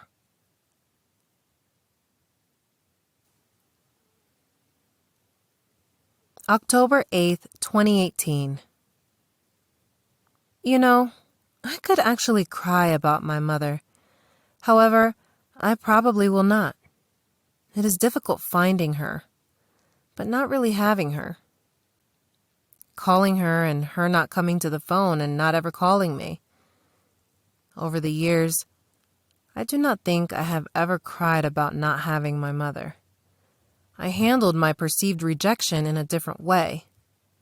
My feelings often turned into heartfelt poems and songs. I was somewhat silent about it, but I never cried. Even when they told me she left and did not want me, I did not cry. So why would I start crying about her now? I guess I can think about how unfortunate the situation is. I guess I can allow tears to well up in my eyes. I guess if I ever want to cry, I can just go ahead and do it without holding back. However, for right now, there is nothing for me to cry about. I mean, she is okay. She is a strong woman. She is probably a lot stronger than I'll ever be in this lifetime. She has been out there. She knows the streets. She was robbed on the streets. Now she is afraid, and I feel sad about that. That is something I could cry about because I had no idea I would find her living like that. I expected she would be safe and secure in a mental hospital, not able to talk. I never imagined her being out there walking the streets. She does not really walk the streets anymore. She is actually living a pretty basic life, going outside on the front step, smoking her cigarettes, eating breakfast, lunch, and dinner, going to bed, getting up, going to the center, talking to people. I mean, she has a real life. She is strong enough to take care of herself. She looked to my dad to take care of her back then. Then she looked to Calvin to take care of her when she left. Now she is taking care of herself. Therefore, there is no need for me to cry.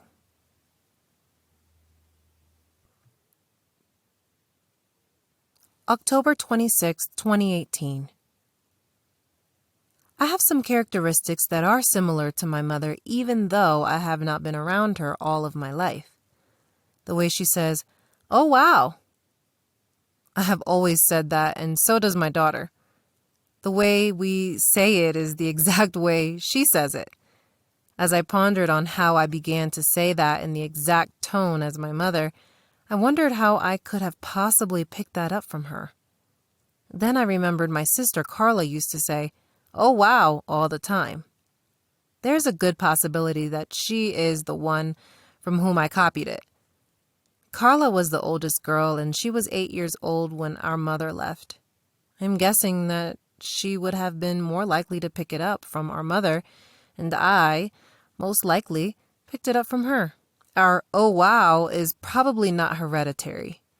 It is probably environmental. I was able to see a few other characteristics that I have similar to my mother. However, since she was not around as I was growing up, I wonder if I inherited from her, or if I picked them up from her before she left, or if my sister picked them up from her and I picked them up from my sister.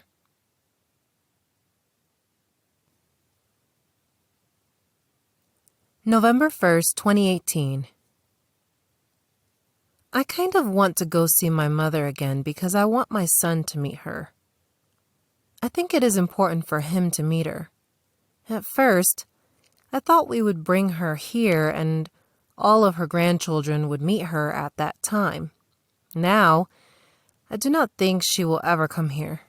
The thought of moving there has occurred to me. It was only a passing thought, however. I do not actually foresee that ever happening. Besides, I do not think she would welcome that close of a relationship anyway. She has been on her own for a very long time, and actually, so have I. It would probably be uncomfortable for us both. She has been living her life, and she does not really need anyone. Sometimes, I feel like I want to take on a more active role. For example, she would say to me, "I need this," or "I want that." I would provide it, so that she would never feel like she does not have what she needs or wants. It looks like her basic needs are already being cared for. The boarding home washes her clothes regularly, and they distribute her medication. I would love to do more things for her that she wants. However, having more things would surely cause her to stand out among the other residents at the boarding home. It could make her an even wider target for the residents to continue to steal her stuff. Sometimes I think about the fact that there is actually another Geneva living in the same boarding home where my mother, Geneva, lives. The other Geneva actually has my mother's maiden name. So on the day I found my mother, if I would have asked for her maiden name, the other Geneva may have come to the phone and I may have thought I had found the wrong Geneva and given up looking. Thankfully, I asked for the correct last name and the right Geneva came to the phone. When she came to the phone, her voice did not sound the way I expected. However, I later realized it did sound a lot like the voice my father would often mock for her. He had her voice down pat. I guess she has the same voice now as she had 49 years ago. I just did not actually remember her voice. I have pondered the idea of bringing my mother to live in my home with me. That, too, is nothing more than a passing thought. Since she and I do not really know each other, that would likely not be a good decision. Sometimes, I think that if I could have a job working at home, then I could take care of her because I would be home all the time. However, she would still require a place to go every day to get the behavioral therapy she needs. Whenever I ponder this idea, I think about a mental health nurse coming into the home to assist with that. Sometimes I feel like I could handle taking care of her long term. Other times, I feel like I would be getting in way over my head. Sometimes I think about what April and Donna said about as long as she takes her medication, she is okay. Other times I realize caring for her may be a challenge, for which I am not prepared. Hearing April say, if she were my mother, I would have her living with me, is what gave me the idea that maybe I could be successful with taking care of her. However, April is a trained professional in the field and I am not. This part of the diary entry is just a representation of the many times I have thought about having my mother live with me. I do not see that as ever being a real possibility. However, it is interesting for me to think about it from time to time.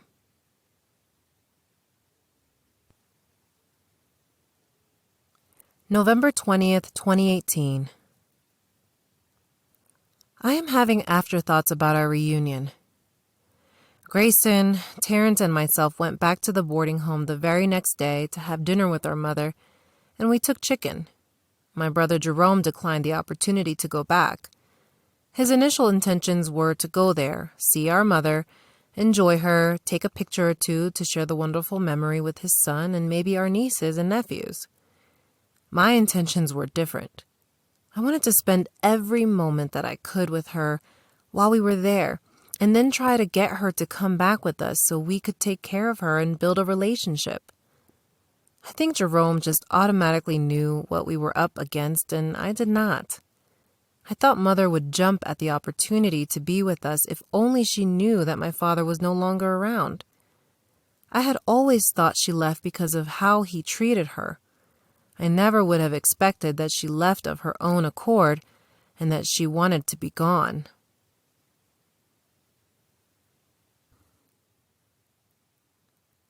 November 22nd, 2018. I called my mother today. When I told her today was my birthday, she sang the happy birthday song to me. I thought that was nice of her. She sang, "Happy birthday to you, happy birthday to you, happy birthday, dear Grace, happy birthday to you." I could picture her with a wide smile on her face. I had never heard my own mother sing happy birthday to me in my entire life.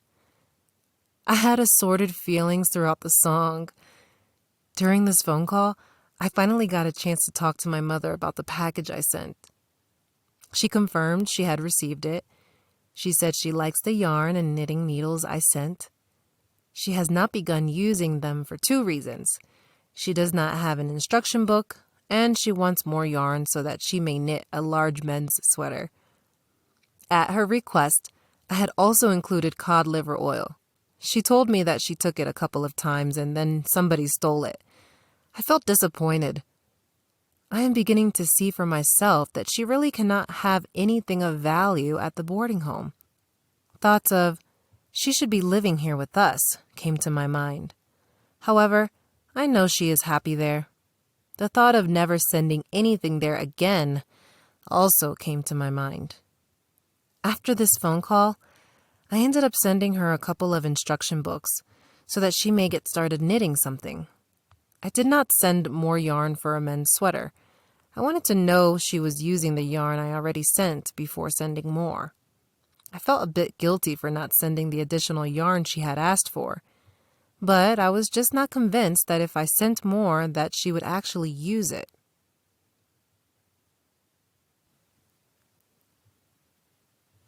December 1st, 2018.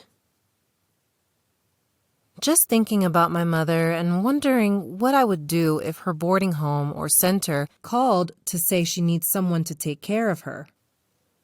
This brought a couple of questions to my mind. What if our only opportunity to bring her closer to us was after she can no longer care for herself? What would we do? Should we jump at the opportunity to bring our mother closer to us under those circumstances? I am not going to attempt to answer these questions right now.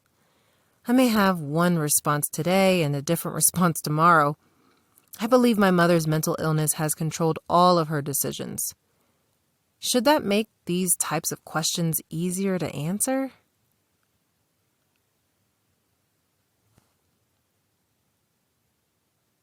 January 23rd, 2019.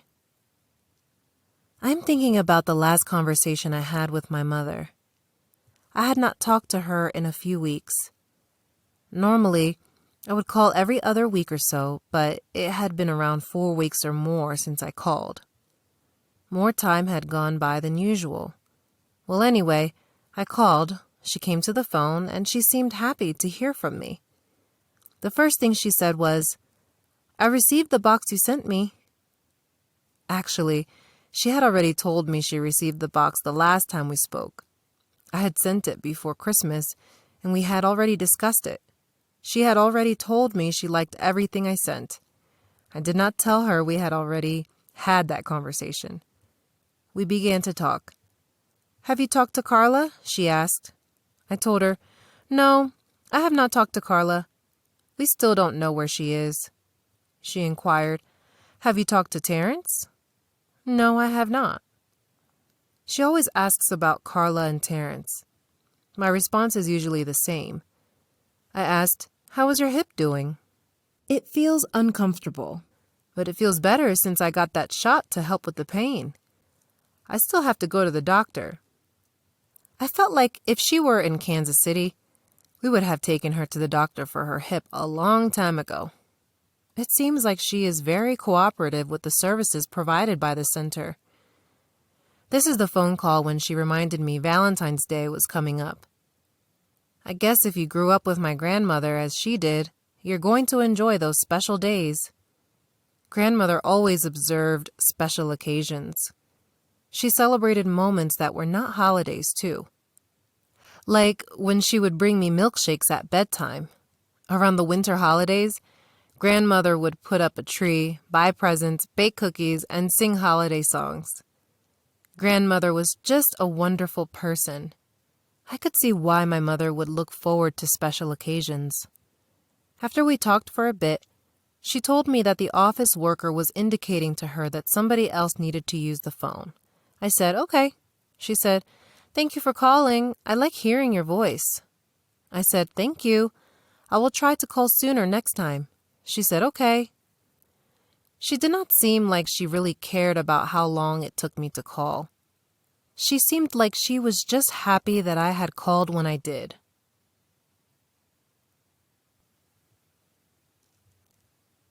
January 23rd, 2019.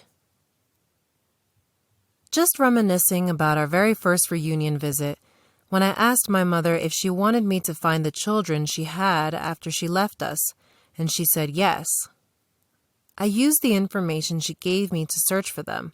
I even located a couple of people who I thought could actually be my siblings. After an unfavorable experience, I gave up searching for my siblings, at least for now. Besides, I am still toiling concerning my relationship with my mother.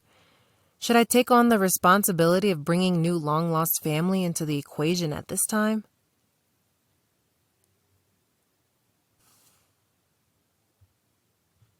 April 20th, 2019. Today I was discussing a psychological theory. I was talking about how if a person is poor and lives in a community that is not poor, that person may have more stress than if he or she lived in a place where everybody is poor.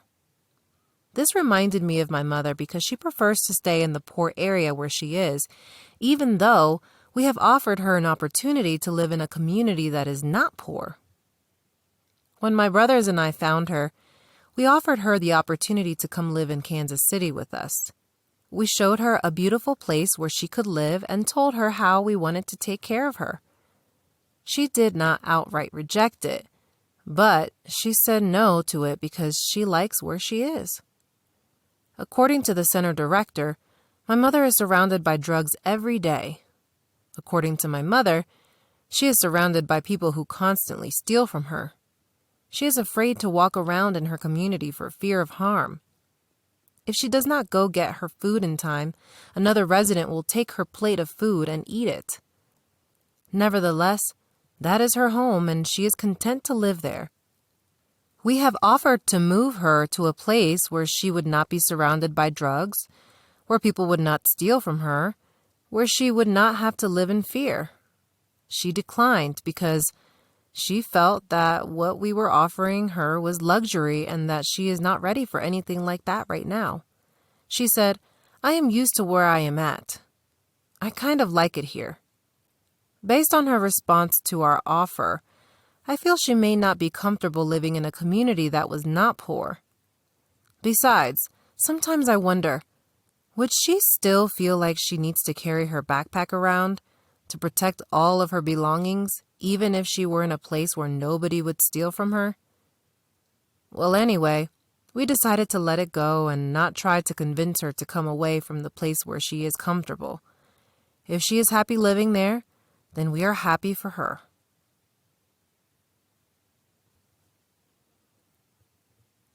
April 20th, 2019. I was talking to my mother today. She was asleep. They woke her up. She sounded tired, but she came to the phone. She said that her hip had been giving her more trouble than usual. She said she saw the doctor at the center and they gave her some medication that makes her tired and sleepy. I guess that was why she was sleeping so well. I asked her if she needed anything. She said she needed some cigarettes. When I was there, one of the boarding home workers had told me her favorite kind of cigarettes, and they were not very expensive. I actually thought cigarettes cost a lot more than that nowadays. At that price, my brothers and I had bought her a whole case of them while we were there. While we were on the phone, I told her I already knew her favorite cigarettes since we bought them for her when we were there. She told me those cigarettes were not actually her favorite, but that her favorites were an expensive name brand cigarette. And that was what she wanted.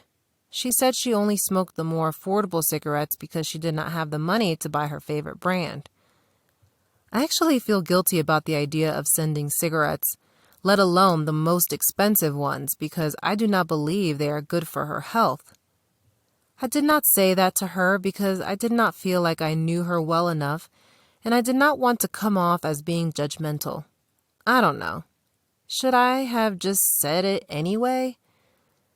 Nevertheless, as I was preparing to send them, I found out it was against the law to send tobacco through the mail. I decided I would just send money instead. However, there are challenges to sending money because she does not have any way of cashing a check or a money order. The only option is to risk sending cash.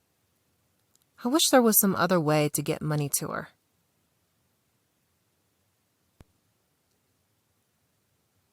April 28th, 2019. On this day, I learned that my mother actually knows how to initiate a phone call to me. I have mixed feelings about it because she never calls me. I always initiate the phone calls to her, and sometimes she does not come to the phone and does not return my calls. When she does come to the phone, she finds a reason to get off. Today was different. I had sent her some money in lieu of cigarettes, and she did not receive it. She actually initiated a phone call to me, even though I had not called her first, and even though the workers at her boarding home did not encourage her to make the call. She was calling because she had not received the money that I sent. She called 2 times in a row, but my phone was on silent and I did not get the calls. I realized she called when I saw the boarding home phone number on my list of missed calls and heard her talking on my voicemail. She had never called me before. I was not sure if I should be happy because she finally called me, or sad because she only called because she had not received the money.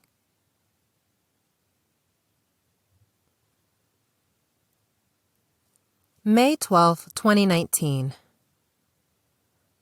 I am still feeling discouraged about the cash I sent last month never arriving, so I did not send a Mother's Day card for fear it would not reach her. Instead, I called my mother today to tell her Happy Mother's Day, but the phone just rang and no one answered. I tried a few more times this evening, but still no answer.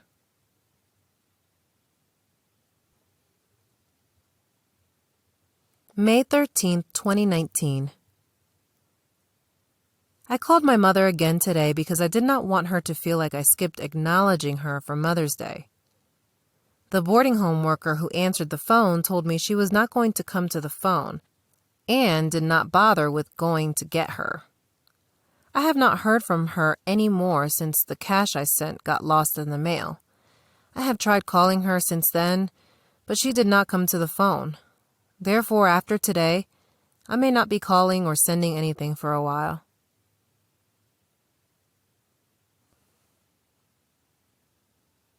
June 16, 2019. I called Mother today.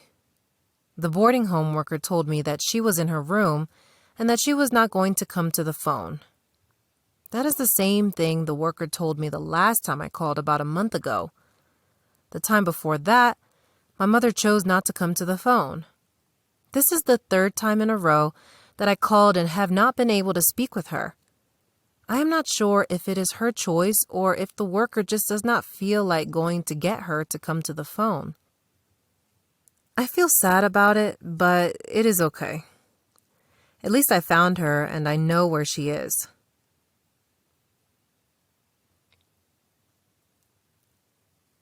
August 6, 2019.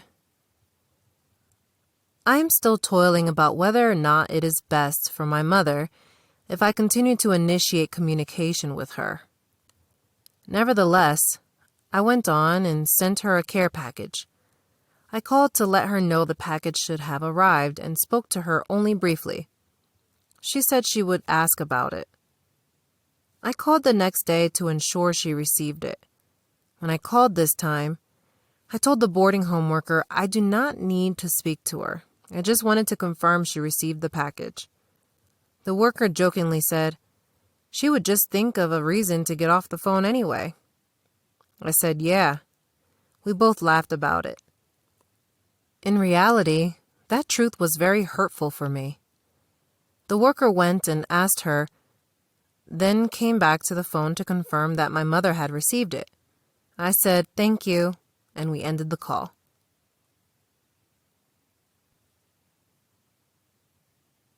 September 15th, 2019. The last time I called the boarding home was when I called to confirm with my mother that she received the care package. I do not feel I should call her anymore. I will continue to acknowledge her for special occasions. However, I think it is best for me and for her if I discontinue the phone calls. She has been on her own for so many years, and I think she is happy that way. Her actions have shown me 4 things: that she appreciates our interest, that she likes receiving gifts and money, mostly money, that she prefers to be to herself, that maybe she would be more content without the phone calls. When she abandoned me when I was only 2 years old, I said to my grandmother, well, if she don't want me, I don't want her neither. Today I say, well, if she don't want to talk to me, I don't want to talk to her neither. Overall, If she prefers to be to herself, then I will respect that. I will always be grateful that I found her and happy that I know where she is.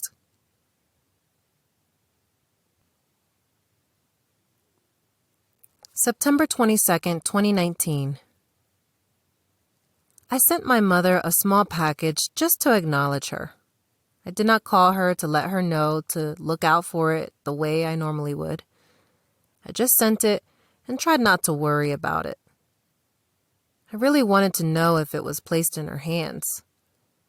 It is hard to send things without calling because I like to let her know to expect it. I also like to confirm she received it. But whenever I call, I have to contend with her either not coming to the phone, not calling me back, or acting like she needs to get off the phone. Although, I am always more than willing to let her go as soon as I discuss the package I sent.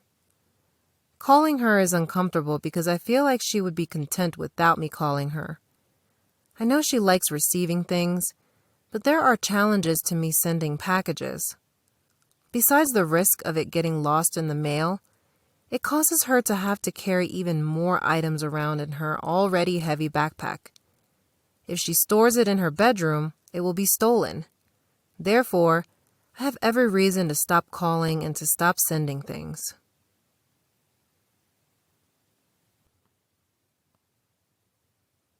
September 24th, 2019. I ended up calling my mother this evening. I called to let her know the small package should have been delivered to her by now and to see if she had received it. Here's how the call went. The boarding home worker called her to the phone and she actually came. As she was picking up the phone to begin talking to me, I heard the boarding home worker say, "You only have 2 minutes. Other people need to use the phone. This is a business phone." I know from my own personal experience with the boarding home that their phone hardly ever rings. Was there really someone else who wanted to use the phone? Was the worker serious about the phone being only for business and not for personal calls? Was the worker helping Geneva to be able to make a clean exit from our phone call? Well, whatever the case, my mother sounded vibrant and happy to hear from me. I told her I heard what the boarding home worker said, so I would not keep her on the phone for a long time. I told her I sent her a package and just wanted to see if she had received it. She seemed very interested and asked me to confirm the address I mailed it to. She said she had not received it, but she would be sure to check on it the next day. I told her it would be nice if she could call me the next day to let me know, but that she did not have to. She began asking questions about how my day was going and what I had been doing. I answered. Then, in turn, I asked her how she had been doing. She sounded like she was really enjoying me and that she was happy I called. I was feeling confused because of what I heard the boarding home worker say. I answered her questions very briefly and tried not to engage her in too much more conversation. During this call, my mother said, "You know that last package you sent me?" I said, "Yes." She said, "My roommate stole it." I said, "That is horrible.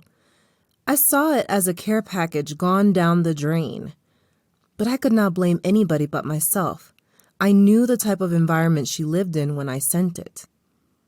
This became the deciding factor that I absolutely will not be sending my mother any more packages.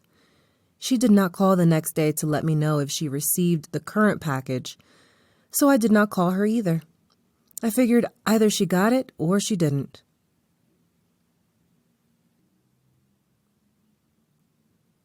In closing, as far as calling and sending things are concerned, I have resolved to simply sending a small card with a very, very small amount of cash inside, only on special occasions. I will refrain from calling to confirm if she has received it.